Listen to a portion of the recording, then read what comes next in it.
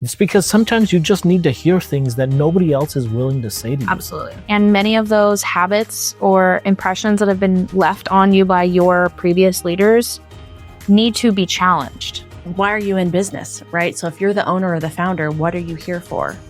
Who are you here to serve, right?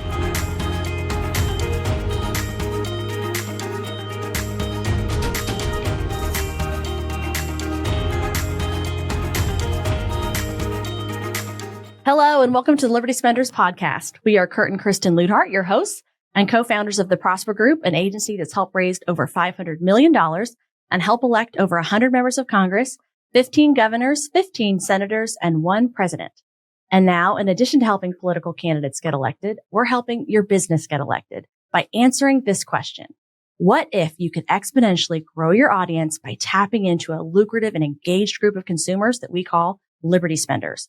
Now, they are politically conservative or faith-based consumers, and they're looking to buy from businesses and brands that align with their values. Well, and if you want to learn more, you can get access to our new best-selling book at libertyspenders.com/free. Our guests today are Jay and Kaylin Cordova, who are co-founders and coaches at Prpl Pineapple. We're thrilled to have them. They're fellow Hoosiers like us, and the dynamic co-founders of Prpl Pineapple, which is an Indianapolis-based agency that is revolutionizing executive growth and organizational effectiveness. With Kaylin's expertise in industrial organizational psychology and Jay's innovative blend of tech and strategic vision, they've empowered countless leaders to unlock their potential and transform their businesses. So we're excited to have them today. Thank you for joining us. It's so great to have you. And they're also just super fun couple. And Kurt and I always love the rare occasion we get to meet another couple doing business together in addition to doing life together, which is great. So that leads me to my first question, which is just take us back to what sparked the idea for Prpl Pineapple. Oh, I love that. Well, Jay and I are really blessed, much like you guys, to be partners in life, partners in business. Blessing and a curse, if you know what I mean. But we're no, I don't know what you mean. It's always good. It's always good. all sunshine and rainbows, right? But Jay and I are really part of a process. We're a product of a process is what we say, which we can talk about in a second because it's actually connected to a previous guest that you guys have had on your podcast. But really what people want to know to start is what the heck is Prpl Pineapple and why did we pick the name and how did it come to be? I think that's what we asked you when we yeah, first it met. spells different, yes. right? So it's Prpl for those of you who aren't initiated. Yeah, Prpl, Prpl Pineapple. It's always a great conversation starter. But really the spark and the intentional conversation that we had before we decided to start our business together had to start with the name, the brand. What is it that we want to represent? What is it that we want to make people feel and know about us as believers, as business owners, as a team, before they even start working with us? So Prpl Pineapple is really a hybrid of 2 people, 2 colors, 2 expertise, blending into one. And that's where we get the purple element. It's a fusion and to make something new. And we know there's a lot of connotations around pineapples these days, but really pineapples represent resilience. They represent intentional process and growth. For all of those, gardeners out there that want to grow a pineapple at home, the process really requires extreme intentionality. Growing a pineapple is a 1-to-1 process. So it takes a pineapple to grow a pineapple. You have to cut off the crown, plant it in the proper soil, really help it flourish in the environment to create something that is the perfect balance of sweet and tangy and soft but crunchy, right? Like there's a formula to it. And so really that comes through in a great representation of what it's like to work with us. We really want to be intentional with the relationships, with the process, with every engagement that we have, and leaving people feeling like what they experienced was on purpose. It wasn't by happenstance. So that's what it means. But going back to deciding, hey, I think we want to do this together as a business. I mean, that's a decision in and of itself. You want to take that one?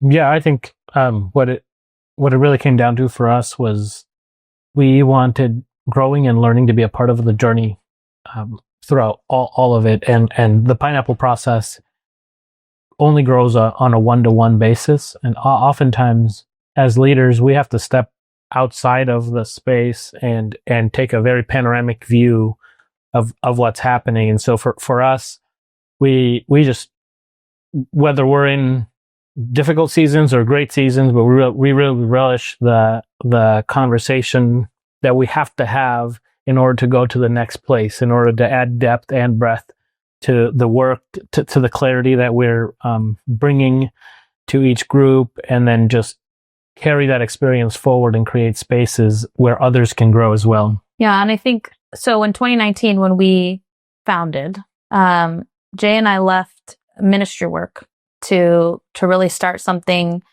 without the confines or pressures of having traditional Christian ministry types of impact. And Prpl has allowed us to do that. We really are able to be more of marketplace missionaries and work with individuals and bring our faith into the relationships that we have. So that was definitely a consideration when we started Prpl, was how do we take our work and our hearts for ministry and bring it to a more approachable place that's not directly connected to, a formal Christian operation. And just prepare for a greater impact. Well, I love that. And I love your intentionality of it. And we connected right away when we met. And so that's why I wanted to ask you that question, because I just love your story. I love your story. And I love how you guys are bringing and blending these very unique, seemingly disparate skill sets and making it work for companies. But I also want, the listeners to get to know you guys a little bit, which is, also running a business while you have children is challenging. And so you guys have to make that work again because you work together. So it's not like, it's great because you can tag team, as Kurt and I sometimes do, but it's not the same as, okay, one person has a steady job, you can kind of organize around it. So, talk to us a little bit about that and how you've made that work. Yeah. So we have 4 kids. We have a blended family, ranging from 3 years old to 14 years old. It's too many. Yeah. Oh, you're on one-on-one, man-on-man, right? We play zone for sure. Yeah. You can't be the Pacers right now. You cannot be the Pacers right now. But really, I think because we have, we are blessed. It is hard to have a blended family for a lot of reasons. But one of the really wonderful things about being an entrepreneur is that we're able to set our own schedule, right? We make the time that the kids need us. We're available for holidays and days off that they have, and able to do pickup in the middle of the day, right? And so we get to have those intentional moments that can often be rushed for people that are in more traditional roles. And I think that works for us, definitely in the busy season that we're in, ranging, with such a broad spectrum of ages, shuffling, girls off to the movies and dances because they're preteens and they want to have that independence, or taking little kids to gymnastics and figuring out how to work, while they're doing the balance beam. Like it's just kind of a survival mode, but also we have such a great flexibility to be able to be present when they really, don't give us an option. If they bring us back to our humble, we are servants really to them. Yeah, I'd say for the folks listening that there's no perfect formula. So I've been a parent almost 15 years now. I know I look 15 years old. That's because I recently shaved. I've had a beard nearly since 17 or so years old. So now that I've shaved, everyone avoids me in the house because by 3:00 it's sandpaper to come. Yes, it is. Near me. So. Again, 15 years a parent of 4 kiddos, I learned that presence beats perfection every time. And running a business while raising those kiddos means our calendar is always full, but we have to reframe that rhythm, reframe the balance, and knowing when to lean into the grind and when to protect that space for rest and for connection in our household. That's good. Has been a critical one just for us to be intentional again, like we put intentionality into everything. Knowing when to lean into that is critical. And something that's always stuck out for me is if you don't rule your calendar is going to rule you. Yeah. And that means sometimes we take a break throughout the day. So that means sometimes we're working after the kiddos go to bed. if it looks like it's running seamless, it's not. Yeah. Well, I just love it. Dropping wisdom and truth bombs here right at the gate. I love it. Yeah. We're navigating this a little bit of ourselves still. And I know it'll keep changing. So you guys have already talked about resilience and how pineapple represents resilience. So I'm curious about that, which is share a moment where you've had to lean on that resilience. Maybe it was an unexpected challenge you had or a hurdle you had to overcome. Give us an example. Yeah, I mean, just yesterday would probably be a good example. We refer to those moments where we have to pull on resilience as moments of pressure. And really, those are indicators to us that we need to rebalance. We're so fortunate. I mean, you guys know the benefits and joys of working with your partner, to be in business with your life partner and your business partner. It's not everybody can do it. But before we owned Prpl, before we were married, we worked together. And so we kind of knew what we were getting into with, balance and each other's strengths and weaknesses and where we would need to lean on each other to be successful in both business and in life, which I love. But just yesterday, I think I was definitely feeling some pressure. I had a moment where I spat some little, not very kind comment. And Jay is so patient. I mean, he is one of the most patient people I know. And he loves me, and I'm so grateful that he has grace for me. But, I said something that was really not kind. And I just had to take a step back. We both did. And I think it was definitely an indicator to us that we're having a moment of pressure in all areas, not just in the business. But, our basement flooded and we were in a car accident, and I'm dealing with insurance, and I'm dealing with getting the floors reinstalled, and we're going through this new business venture, and all the kids are getting out of school in 10 days. And I was just feeling so overwhelmed. And that came out, directed at him. But luckily he loves me and he knows that it wasn't about him. And, we had a moment where I apologized. He held me and I cried, and then we moved on with our day. And it was such a blessing. But those moments where we're able to have a quicker time to balance, sometimes in the past, those things would have taken days or hours. And I'm grateful that our resilience and our experience over the past 6 years has allowed us to understand when those moments are personal versus not. And we borrow language from John Gottman, who's one of the most incredible marriage and family therapists. But we really try to make it a point to turn towards each other, right? We can easily turn away and silo and take things personally. And instead, we make it a habit to turn towards each other, both in our marriage, in our business, really understanding that nothing is personal and nothing is too big to overcome when we do it together. Yeah. I don't know how to follow that. I would say, as a person who has had decades of therapy, therapists have a term for something called negativity bias. It's automatic negative thoughts.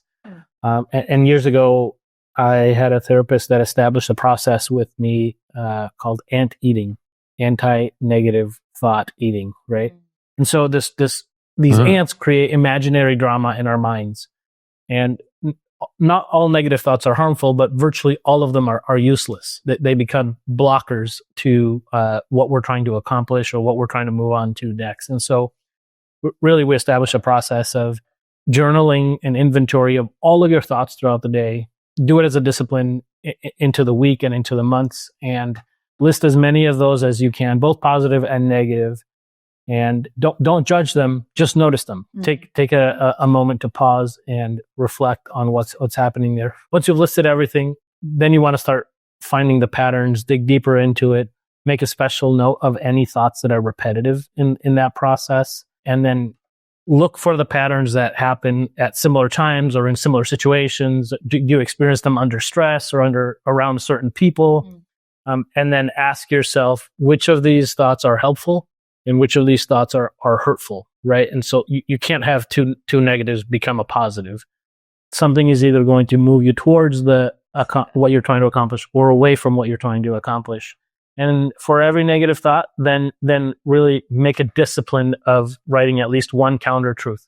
That is a positive thought, a truth from scripture, personal experiences, any deep belief that you hold close to you. And the next time that pattern arises and you're able to do that, you then correspond that negative thought with the amp eater, which is grabbing the journal, reading that counter truth that you've already scribed, and then balancing those thoughts in a way that can be manageable and that are noted in its pattern. So as you try to find resiliency, it doesn't just happen by accident. We often say, I actually hate this term that people say often, just fell in your lap, or people are lucky for a reason. Really, what we've found is if you're following process, if you're following a higher truth, if you're following things that you're writing, the narrative that you write, that you co-create, setting up experiences, preparing opportunities, those are the things that lead you to the success. For what purpose, right? And every challenge we face, every door that becomes open or closed, anything that becomes a part of the larger design, if we pause long enough to see God's faithfulness, then we realize we're not wandering, we're being led. And if we can trust that process, stay faithful in the waiting, and walk boldly into what He's prepared, then we follow a scriptural truth. We say this often in our household: is you got to fill the jars. And if you want to learn more about what that means, there's an author out there that speaks. Rusty George. Rusty George speaks very harsh truths into what does it mean to do the work, do the natural, so that God can fill His supernatural. And it's been a mantra really for our household and for our development process into our journey. Well, it's definitely powerful, and I will second what you've said, because I have done that exercise, and it is extremely telling. You learn a lot about yourself by journaling your thoughts in that way. I like the anteater. I do too, because I like good visuals. Yes. And that's one I've not heard before. And so I was furiously writing it down here while you were talking. So we're also a fan of the Gottmans, although my favorite piece of advice they give is the 6-second kiss. I'm the big fan of that. I didn't know you guys were fans of the Gottmans, but it makes sense. I mean, I think any couple that works together and has such a shared, almost all of our experiences are shared, right? Like from the moment you wake up all day throughout working and taking care of kids and, making dinner and doing bedtime, right? Like really the only time we have apart, and even then we're sleeping in the same bed, is while we're asleep. That's at least how it is in our household. I would say 85-90% of the time, our experiences are shared. And so the perceptions of those shared experiences are a really interesting thing to audit.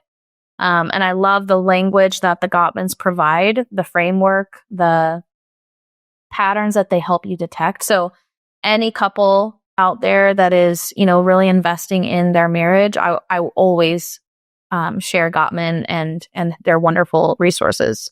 It is great. And if you're managing to sleep in the same bed every night, despite having 4 kids, then you've got it on us. We're still, typically there's one in between us. Dragged. So yeah, that's the degree of separation that we have, is another bedroom. child between us. I woke up on the side table this morning. By the way, my alarm went off at 6. Yeah, I laugh, but I know how real that is. I put an extra pillow down just in case someone kind of. Oh yeah, no, I'm not joking. Like 3 quarters of my body were on the side table, and I just. And then you wake up and they're next to you, and you're like, and then you wonder why you're not Good morning, chipper. Daddy. Yeah. But you just can't help it. It's just the sweetest. Yeah. The back pain's and not then you the get sweetest. up and you're like, oh my back hurts. I gotta you gotta really get into having a positive mindset and a positive state when you're not getting a good night's rest. It's temporary. That's too funny.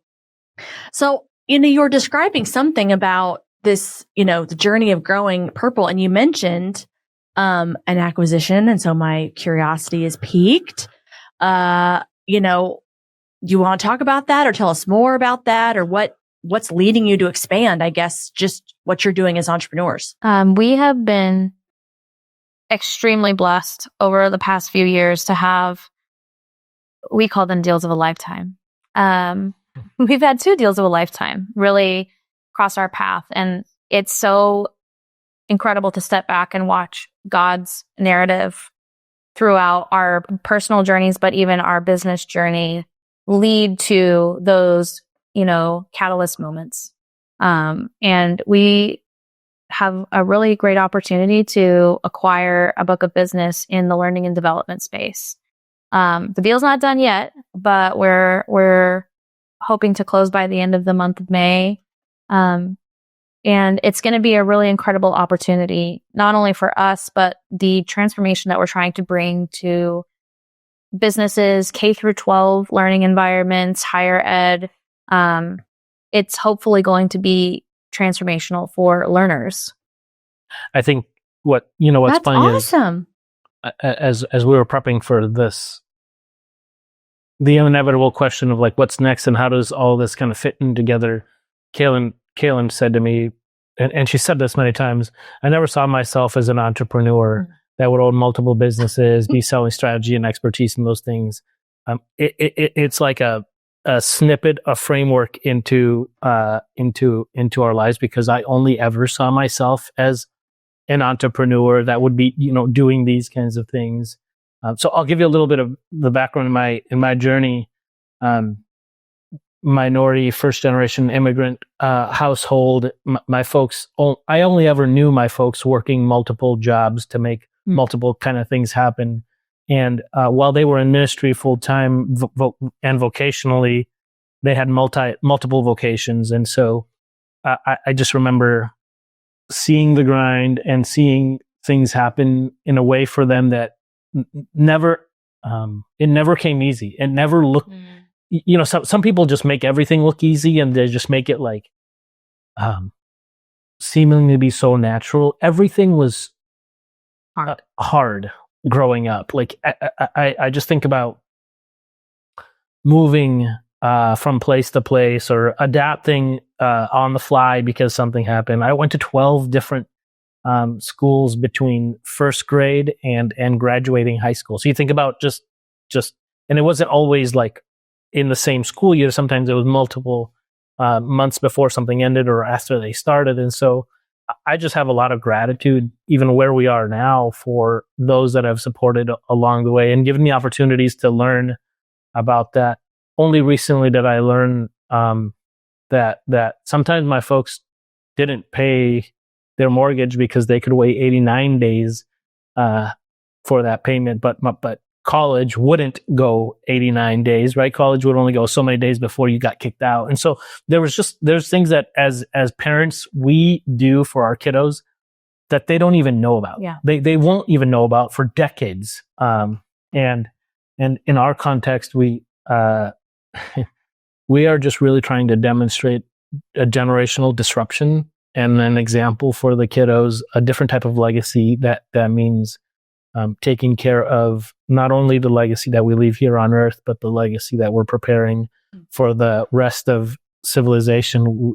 We like to say we want to leave people better than they were before we found them, and that includes anywhere that we're going as a journey. So I think this next phase really helps prepare and shape the next generation of workforce, the next generation of ed tech. The learning and development space is a strategic opportunity for us, mostly because work transformation has now become something very essential.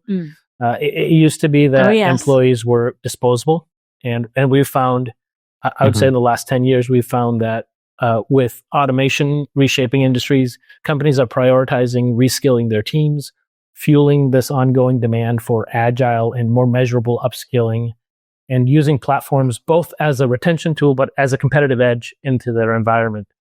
And the government is making a lot of changes. We know there's no shortage of changes in education spaces, but the $52 billion that are out there and available in the national CHIPS funding and advanced manufacturing, AI education, all the workforce training measurements lead us to believe that ed tech platforms that can deliver job-ready skills and measurable ROI for those supporting organizations is the next path, not only for organizational development and innovation, but really for what it's going to take to go to the next level as leaders.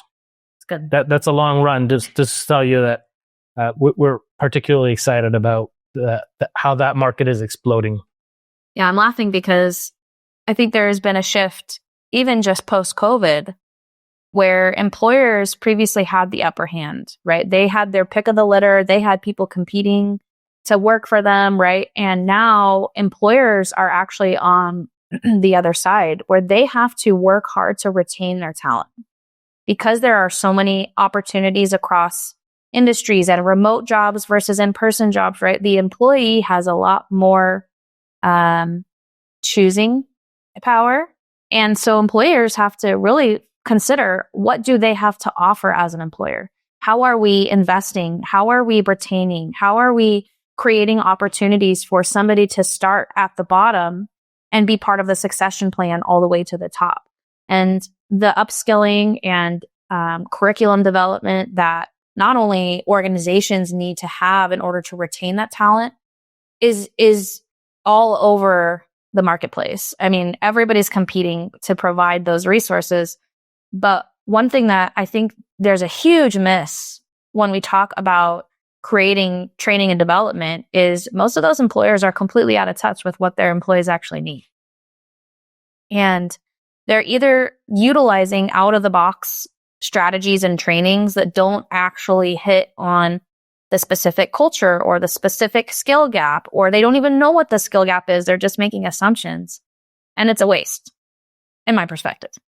It's a waste because they're not creating custom solutions for their particular needs. So one thing that we're excited about in our new venture is really working with employers to create, with a starting point, but really customizing what is it that your team needs? How are we analyzing the bottom level and the top level and understanding how somebody scales along the way? So that's really exciting. And then on the other side of that, you have to consider also the K through 12 learners next gen. And the next generation of the workforce. And how are we preparing them to come into these types of jobs? Because traditional education really doesn't prepare them to utilize digital, literacy essentials. It doesn't necessarily expose them to all of the opportunities within trades or non-traditional job routes and career paths. There's a track. It's been traditionally going to college, spending 4 years getting a degree, and those skills in the universities don't necessarily translate into the skills that you need in the roles. So our hope is to really bring some of that cohesiveness even into the K through 12 space and equip the next generation to have a more realistic depiction of what it looks like to be an employee or an entrepreneur or a tradesman, and give them the options to make those decisions before they're thousands and thousands of dollars in debt and competing in a really crazy marketplace. Well, I love the passion you guys both have. And of course, it hits both of your sweet spots so much, right? With organizational leadership and understanding how people, human behavior and all of this. And then Jay, where you've got such artistic and tech chops. And so I just love hearing your all's different perspectives on it, which is really cool. And I don't know, whenever I think about that or long-term learning, I just keep thinking this, I don't know how to say this other than people just need to know, they need to learn how to learn. They need to love learning, right? And have that, that ability to be adaptable, flexible, take in new information, pivot. Because, for so many of our kids, the jobs they're going to have don't exist. They don't exist yet, right? Things are happening and changing so rapidly. So, I think anybody listening will understand, absolutely innovation needs to happen. Change needs to happen to prepare us for what's happening and the innovation that's happening. I think what's really interesting about what you just mentioned there, Kristen, is you have to be interested in learning, right? But everybody learns differently. And the way that you access and unlock those pieces of your brain and the skills, the ways that you do that have to really be considered. Not everybody is designed to sit in a classroom and read from a textbook or, read a passage and regurgitate whatever to learn how to deconstruct an idea, right? Some people need to go and experience those things firsthand. Some people need to have more of, an auditory or a visual support to be able to really connect those pieces between the concept and the skill. And that's what I think is so beautiful about the opportunity that we're going to be pursuing is we're hoping to really consider learning from multiple perspectives, not just the one traditional way that it's been done for the past, 100 years. You guys are big on data. Recently, surveys found 74% of Americans are seeking upskilling in their work environment. And a leader that I work closely with, probably close to 10 years in the workforce development and in the talent upskilling space, did his own survey with their team.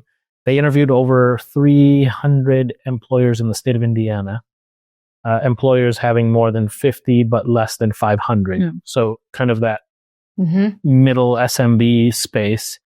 And the large consensus was the same. About 72% of the employees said they'd like to be upskilled and they'd like to have continued education opportunities and navigate their way through that. The interesting response from the employer, the owner, the CEO, the C-suite was there was a hesitancy, and now this was about 5 years ago, that there was a hesitancy to develop their employees because the response or the question, what if we develop them and they leave? Or what if we pay for their continued education and then they go somewhere to the next up and they use us as a on-ramp, launching pad to something else? And here's the brilliant thing about my friend Dr. Lauren. He responded back and he said, what if you don't train them and they stay? That's exactly right. And so that's just a very sobering and jarring truth to consider, which is I could have the best employee at the time and stay that best employee at that mile marker's stake, or I can take a great employee or a potentially great employee and then turn them into a fantastic employee or even a leader in our space if I continue to develop them. But if we keep them where they are, then they will have peaked, but they will always have been what they were. They've reached the capacity that they can on their own. On their own. And so that was a significant shift. That is something that the state of Indiana has taken very, very seriously. And many states have followed their innovation in this process and have started integrating it deep into the educational spaces across K-12, across state standards, across the mechanisms that now then train the next generation of leadership or the next generation of potential leadership moving into that space. And so again, I can't put enough emphasis on how important it is to consider what if you do the opposite and that driving force now becomes a stagnant space for those organizations. Well, and there's a lot to potentially unpack there, which is also just, I can understand, of course we can all understand in our humanness, the fear, right? Because anybody C-suite, I don't care who you are, we're all just, humans in our flesh with fear that we're not good enough or that we're not going to do a good job or something's going to happen. And as also believers and followers of Jesus Christ, we don't need to operate from that fear. And so there's so many ways to look at that, because why are you in business, right? So if you're the owner or the founder, what are you here for? Who are you here to serve, right? Your customers, your employees need to be on that. And so it is your duty to grow and invest in them. That's part of what we are charged to do, and so you're so spot on. There's just so much to unpack about, operating from a place of fear and scarcity versus an abundance or a faith that, you're just here to be obedient and to follow and to invest in people and to do right by them and let God take care of the rest. But I definitely understand that, because you're running your business. You've got dollars and cents, and where am I going to invest money? Right. And it's real money and you have to make the numbers work. And so I can understand that potential hesitancy from people, but you're absolutely right. That if you think that way, that's just going to keep you deadlocked. It's going to keep you from any innovation, creativity, growth. And sometimes, we all just need to be reminded of that. So I love that flip. I've heard that before, which is, what if you don't invest in them and they stay? Dun, dun, dun. Right. And that's who your people are. It's like, oh yeah, and then of course, Kaylin, you could probably get into all kinds of things about, people and how much happiness we get from growth and learning and being challenged and, and how that leads to people being more satisfied in their jobs. So I'm so thrilled from what I'm gathering that you're sharing here. We're getting sounds like a sneak peek of what, may be public soon, but, that sounds amazing. And I'm thrilled for what you guys are taking on. That's exciting. Hey, business owners, did you know there's 76.5 million faith-based and conservative consumers that are looking to support brands that align with their values? That's a $5 trillion opportunity, and if you're not tapping into it, you're leaving money on the table. Our new book, Liberty Spenders, is your ultimate guide to reaching this influential audience using conviction-driven marketing. That's right. We break down real-world strategies that successful brands are using right now to connect with this audience authentically, build trust, and drive long-term business growth. So if you're truly serious about standing out in today's crowded market, grab your copy today on Amazon or visit libertyspenders.com. And don't miss out on this revolutionary strategy called conviction-driven marketing. Hi, everyone. Kurt and Kristen here, your hosts. And today we want to take a moment to talk to you about something that really matters and is near and dear to our hearts. We're talking about Clarity, which is a nonprofit, pro-life organization that's making a real difference in the lives of women. Clarity is all about providing hope to women who are facing unplanned pregnancies. And they have a simple message that's powerful. You matter. And they back it up with action. Clarity offers vital services, things like pregnancy services, ultrasounds, and counseling, all provided at no cost. It's really about giving women the support they deserve. And I know after you hearing that, you're wondering, how can I help? The answer is clear. Your tax-deductible gift can have a tangible impact. Just $35 provides a life-saving ultrasound, giving a woman crucial information and a chance to make an informed decision. Think about that. $35. It's amazing. So we're asking you to please join us in supporting Clarity. Let's work together to bring help, hope, and healing. And here's the important part. You can give today at claritycares.org/donate. That's claritycares.org/donate. Do it today. Yeah, one of the things we've talked about previously is also the challenges that leaders face. Maybe you're the first person who talked about, I've heard you refer to it as like an epidemic of leading alone. And I think that's an interesting concept to dig into. So I wanted to give you an invitation to talk about that and the challenges that you're seeing and businesses that you're working with. I appreciate that opening, Kurt, because I mentioned earlier in the intro, Jay and I we're products of a process. And I think this is a good opportunity to come back to that. You guys previously had a guest on, Dr. Robert McKenna. He talked about trust within organizations. But Dr. Rob is actually the way that Jay and I met. He is a major part of our story. He was my mentor at Seattle Pacific University. I was on the research team for the Wild Toolkit. And what he has created was life-changing, not only for us, but for many other leaders. And he's very foundational in the way that we look at leadership, the way that we consider, what do leaders need? How do we support them? How do we lead within some of those parameters as well? But leading alone is really a big chunk of his work and really influences the conversation here. But what we consider generally, as IO lens people is, if you think about how individuals are promoted within the workplace, they are great at their job, right? They're individual contributors that are meeting their metrics and they're on fire for the work and they execute, and that's how they get noticed, right? And then they get promoted into a managerial position or a leadership position of any kind. And there's a transition that we don't talk about. They previously were individual contributors, right? Responsible for their own productivity, for their own output. And now as a leader, you're responsible for the output of others. And it really is all about How do you motivate your team? How do you hold them accountable? How do you resource them? How do you coach them along? All of those are relational skills. All of them are about managing people. It's no longer about contribution. There's this transition that is so challenging to make that nobody really prepares you for.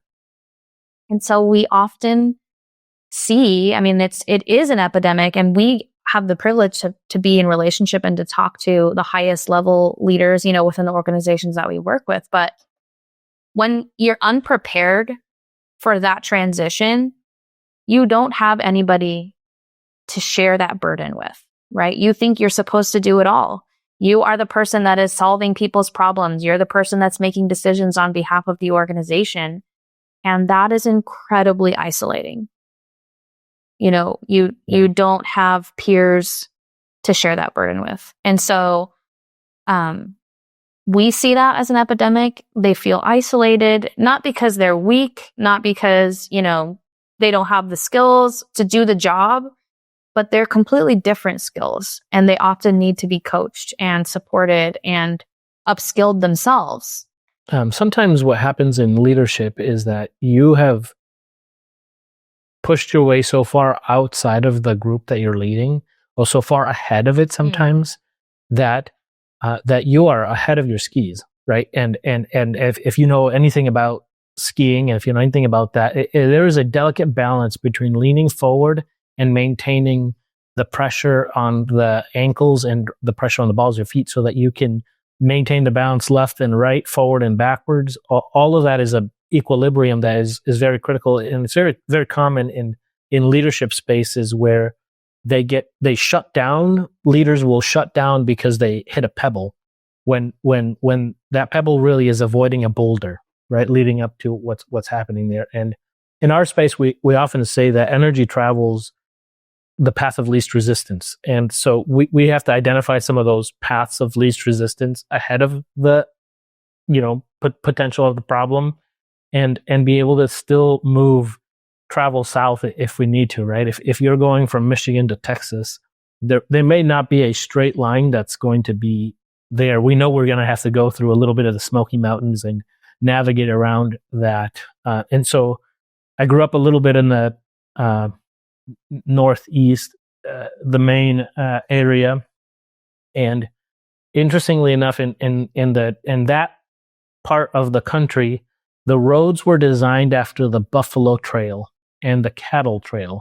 And so when you find like all these funny interweavings, it's because when the animals hit with their hooves hard rock or harder soil, they just kind of pivot around it and then keep going. And so that was the way that the roads were designed, is really the buffalo and the cattle trail that move you down into the Appalachian and then through into the Smokies and what it looks like into the Midwest, then that then carried you over to the Western trails. And so what we find is, if you can get down into the nitty gritty of it and identify, just looking up so you can see where the resistance is going to meet you and go around that resistance, then a leader can be much more, not only multiplicative but motivational in the journey that they're taking. I became I missed out on country music for 35 years of my life. I mean, it was a big and then Beyonce came, naysayer. right? I was a big naysayer. And if you know me, I like to golf a lot. I scrolled through Spotify and found this playlist that said golf cart bangers. So I thought, you know what, I'm in a golf cart. These golf cart bangers, I put them on. The first couple of songs were okay, and then I realized the rest of the music was country music, and there's no turning back. Like now, I'm all in. I've jumped in two feet first, and there's I won't tell you the artist, but there's an artist that sings a song, and the lyrics always hit me like a ton of bricks, because essentially what's happening here is in the story of the girl, she and her partner are going to LA from Austin. So I'll give away the song in the process of doing this. But she and her partner are going. They've been dreaming. They've been developing. They've been making the plans. They've been doing all these things. And at some point, something happened, and she then stops hearing from him. And there's all these kinds of excuses. And what happens is she asks the question: did your boots stop working? Did your truck break down? Did your all of these things? She has a question for every kind of excuse and possible thing that the guy is experiencing. Yeah. And essentially what it comes down to is, if you really cared about this, we would have done it. Right. And you would have met the resistance with the power to forge forward. She even goes down did your ex find out? Right. Like, she goes all through all the things and all the emotions of like, oh my, at the end of the day, Yeah. your phone died?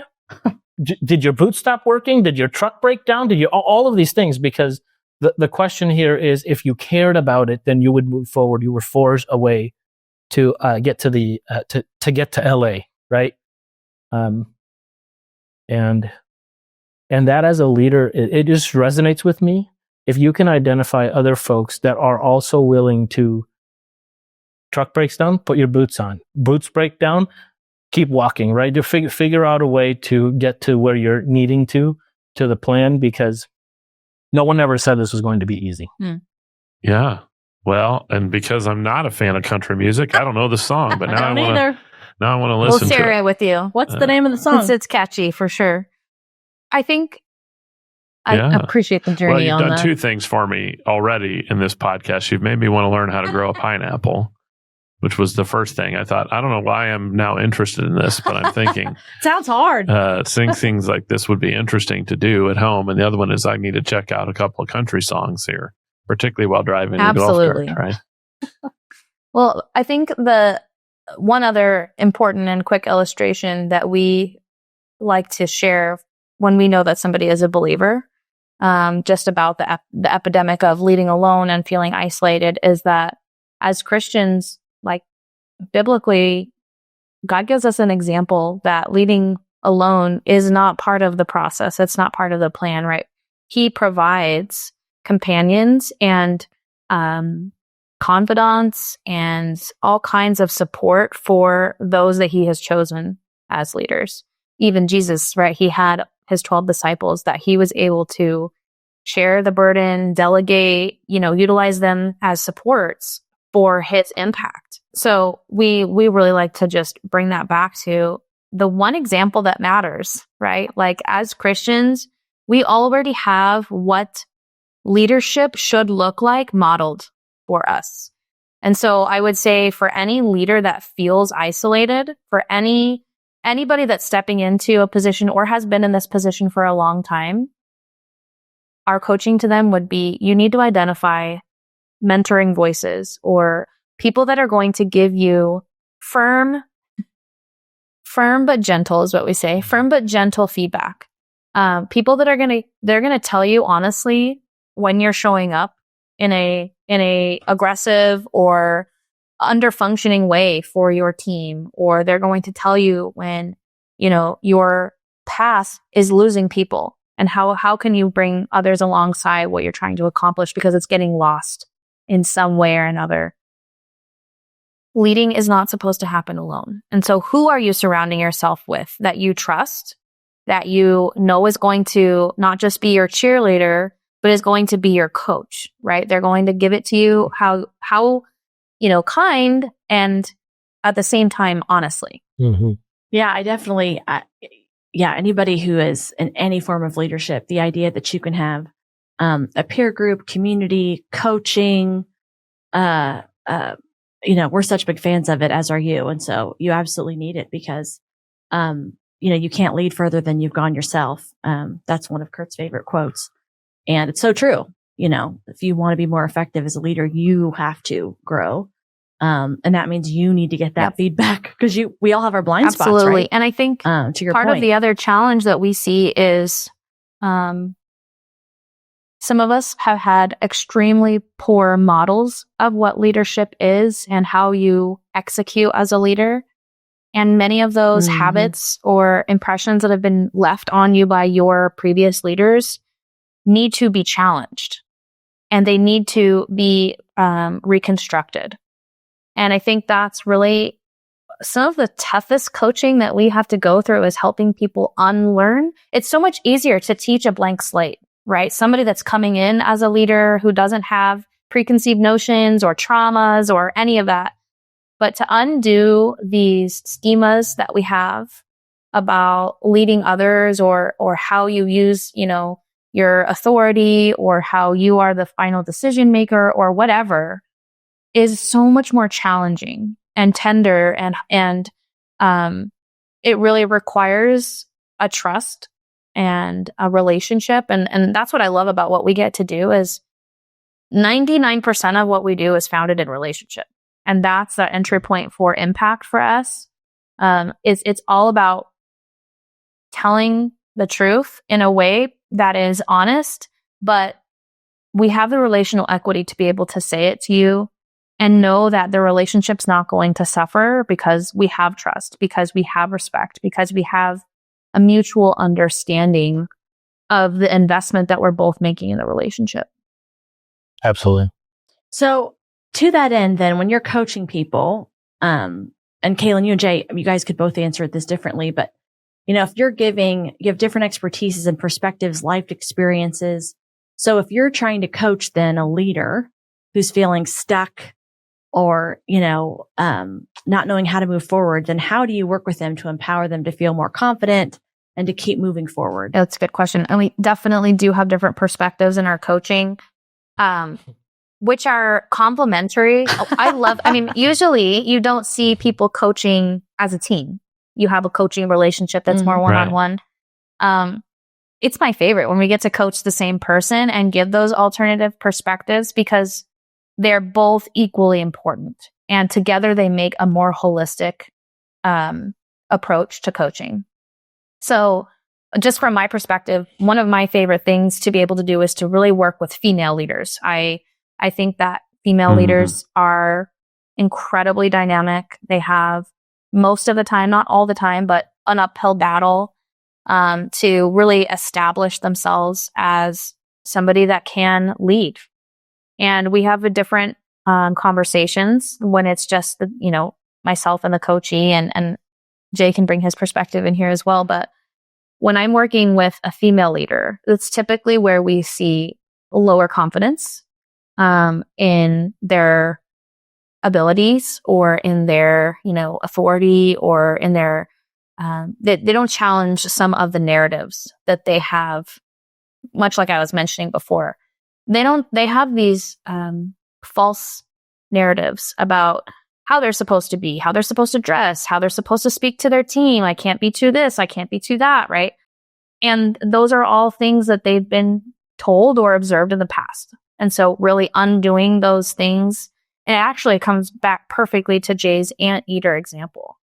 We are actively eating negative thoughts and showing an alternative to why those are not true.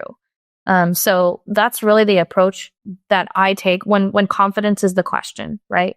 Tell me why you think this, and then let me show you, or you give me an example of how that is not true. And really not only documenting those things to be able to refer back to them, but we follow a process in our coaching, very much founded in the Wild Toolkit around awareness, application, action.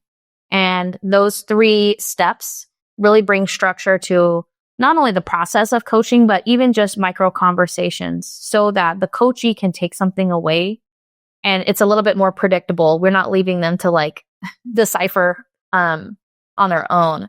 And so when we take somebody through, what did you become aware of in this instance where an employee challenged you or your boss challenged you, right? What did you become aware of?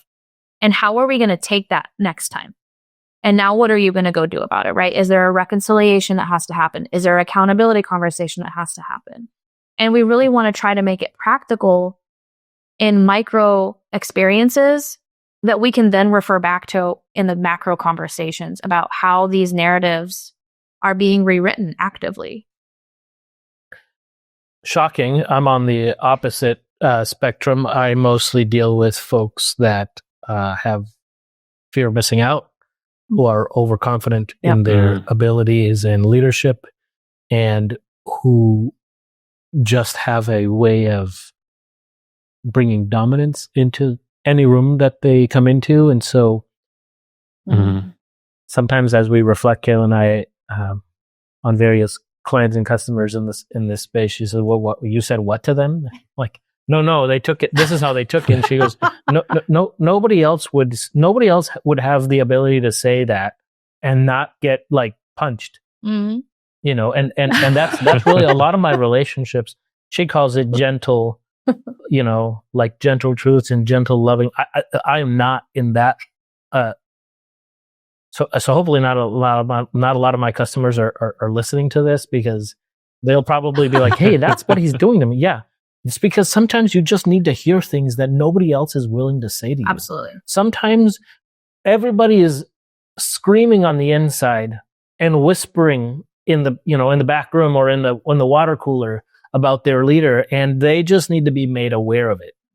And that's why we start with the awareness and then the application and then the action. You can't move into action that you're not aware of, and you cannot put application ahead of either of those two situations. And so I usually get the more difficult, socially, difficult and problem children in the context of really, really shaping questions that are going to then lead them into full understanding of what they're contributing and how they're moving into a shared purpose.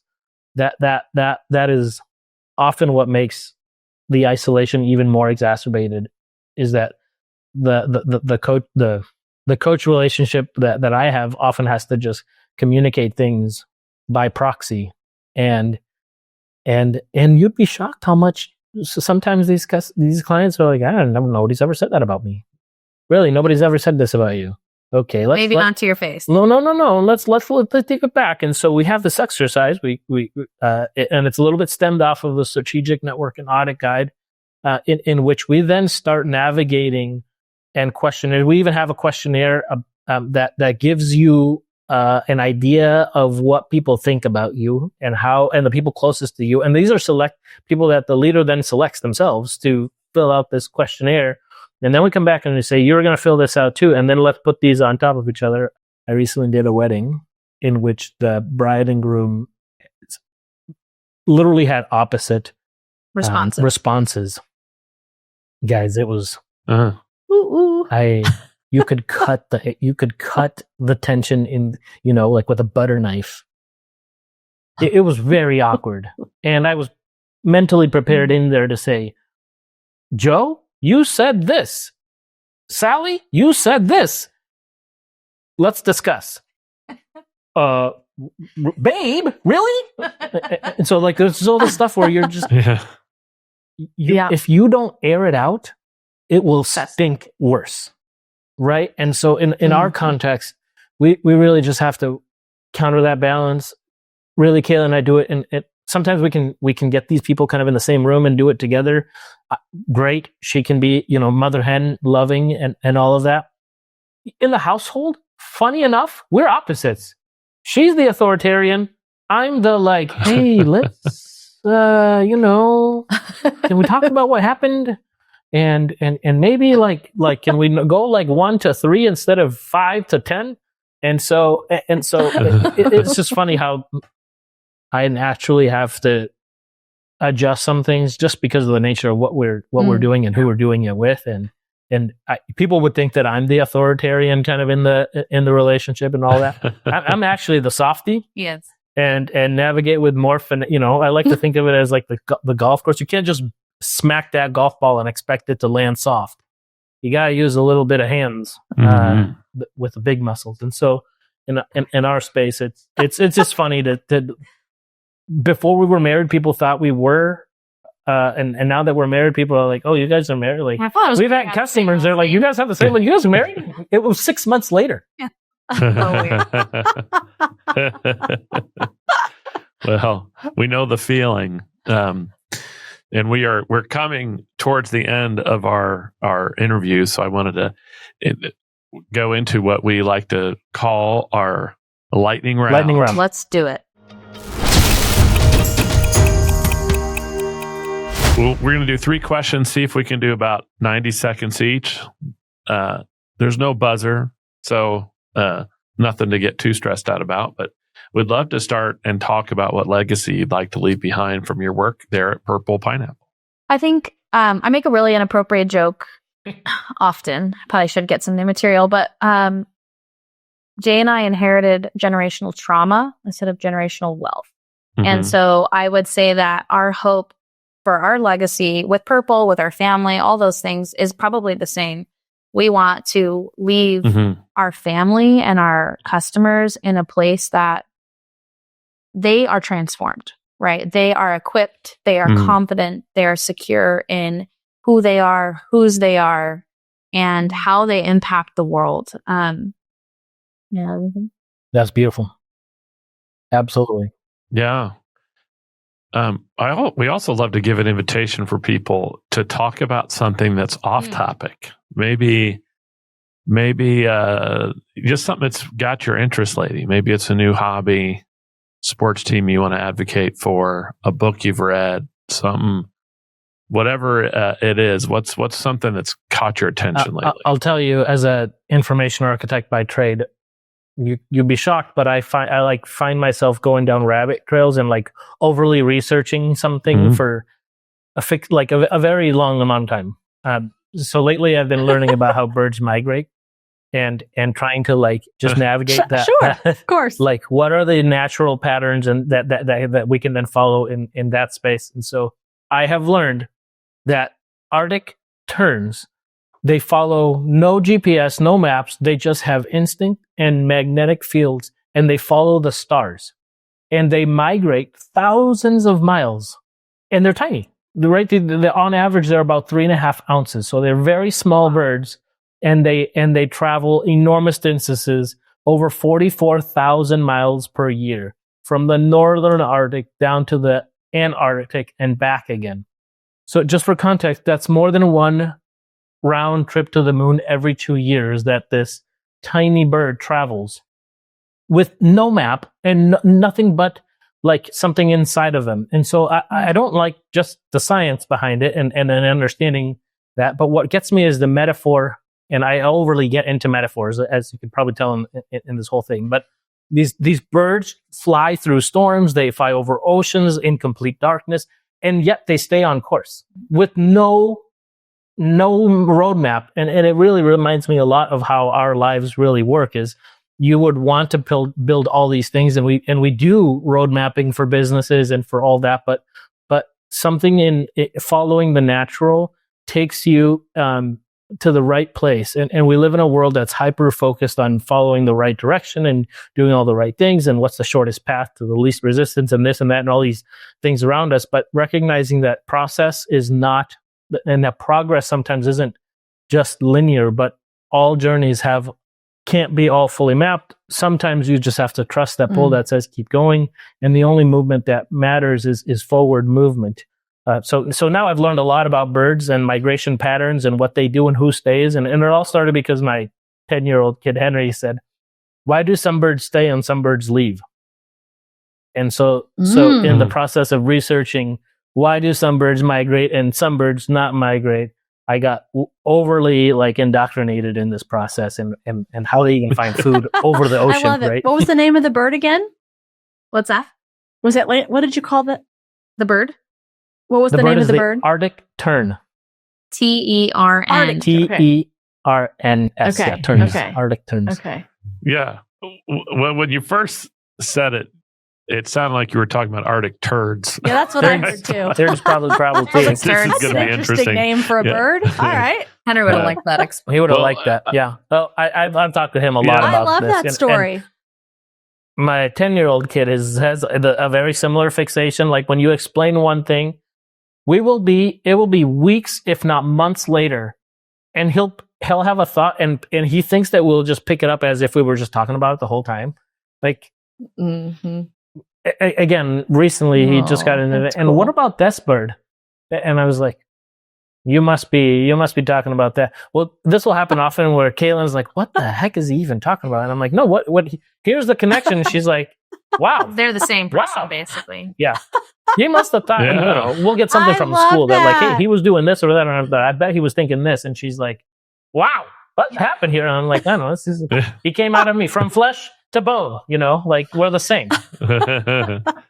Yeah. You might as well come out of here, right? And it's just, That's cool. Yeah. Well, let's end it real quick with a good 60 to 90 seconds of self-promotion, gratuitous marketing. If somebody's listening, who should be working with Prpl Pineapple? Why should they work with? Give us the quick elevator pitch. We'll make it short, but really our specialization is in optimizing organizational dynamics, blending psychology and strategy to enhance performance, best practices, leadership development, and really creating opportunities for organizations to exit, whether that be through a sale or through succession planning. People that want to work with us or that would be the right fit would be entrepreneurs that are looking to move on to something else, but they want to leave their business in a really great place for the next owner.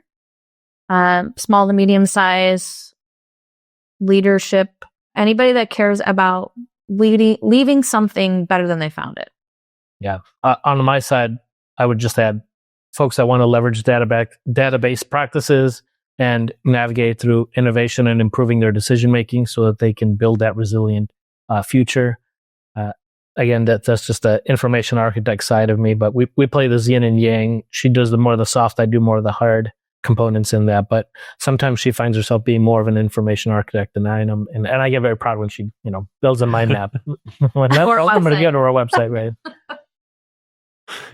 Well, she's learned some things being I've had my own upskilling. We pick up from each throughout other. This past 6 years. Yeah. Yeah. You're coaching people, but you're using using the whatever the golfing metaphor was that I loved. Well, that's great. It's been such a joy to have you guys on, and I know we talked more about leadership philosophy and how to grow people, but I'm so glad, Jay, you mentioned your specific skill set. It was really interesting when we met. Within 10 or 15 minutes, he was mapping something out on his computer, and it was really impressive. Beautiful mind, this one. So, yes. Anyway, it's very cool seeing how you guys complement each other. And anyway, so thanks for sharing some of your wisdom and time with us. Well, thank you guys for joining. To get in touch with Jay and Kaylin, hit them up at prplpineapple.com, but it's PRPL pineapple.com. Yes. And for those of you listening, we appreciate your time as well. If you found value in this episode, don't forget to like and subscribe. And if you're feeling really jolly, leave us a review. It helps other people find us so we can have a greater impact. Until next time. Thanks for joining us on this episode of the Liberty Spenders Podcast. If you're a business owner, we hope today's conversation gave you valuable insights on how to grow your business. If you enjoyed the show, do us a favor. Hit like, subscribe, and leave a 5-star review. It really helps us reach more entrepreneurs and leaders like you who are ready to make an impact. And write something flattering, because I read them all. Don't forget to grab your copy of Liberty Spenders too, available now on Amazon and at libertyspenders.com. It's packed with proven strategies to help you reach the 76.5 million consumers who are looking for brands that share their values. We'll see you next time as we continue exploring how to grow your business with purpose and conviction. Thanks for listening. We'll catch you on the next episode and the one after that.